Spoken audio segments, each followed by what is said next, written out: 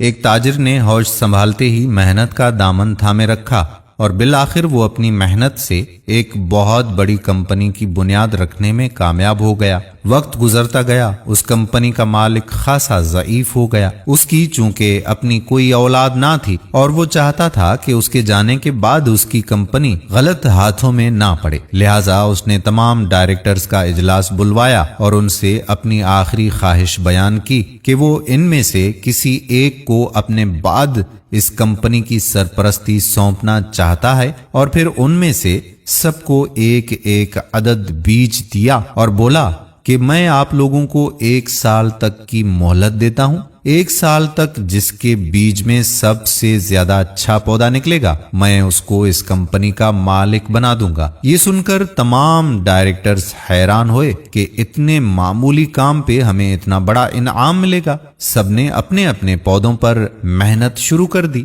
سب کے بیج میں سے پودے نکلے سوائے ارحم کے، جس کی لاکھ کوششوں کے باوجود بھی پودا نہ نکل سکا۔ وہ بہت پریشان ہوا۔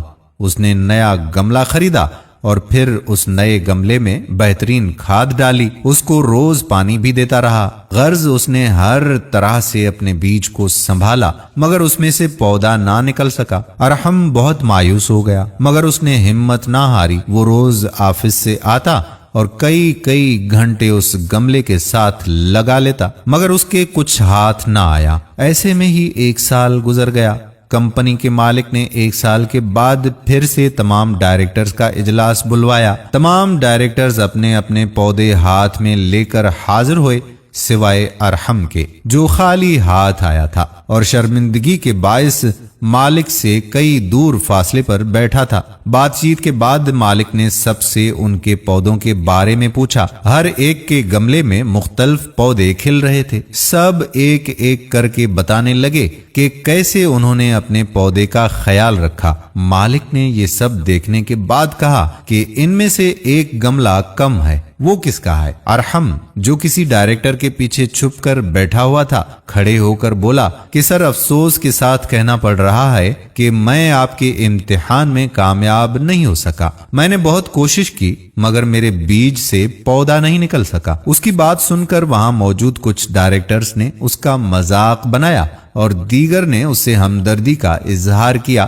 مالک اس وقت کچھ نہ بولے۔ چائے کا دورانیہ چلا۔ چائے مکمل کر کے مالک نے کہا کہ میں اب اپنا فیصلہ سناتا ہوں کہ میرے بعد میری جائیداد یعنی کہ میری یہ کمپنی کس کے نام ہوگی۔ میں اپنے بعد اپنی کرسی ارحم کے حوالے کرنا چاہتا ہوں۔ مالک کی یہ بات سن کر سب کی تقریباً چیخ نکلی اور بولے، مالک ایسے کیسے؟ اس کے بیج سے تو کوئی پودا ہی نہ نکل سکا۔ مالک بولا کہ میں نے آپ سب کو ابلے ہوئے بیج دیے جس سے پودا نکلنا ناممکن تھا۔ آپ سب نے مجھے خوش کرنے کے لیے اور یہ کمپنی حاصل کرنے کے لیے بیج بدل دیے، جو کہ سراسر غلط حرکت ہے۔ میں نے یہ اپنی کمپنی کی عمارت ایمانداری پر قائم کی تھی اور ایمانداری کی آب و ہوا سے ہی اسے پروان چڑھایا، اور میں چاہتا ہوں کہ میرے بعد بھی کوئی ایماندار شخص ہی اسے چلائے، تو لہٰذا تم سب میں وہ ایماندار شخص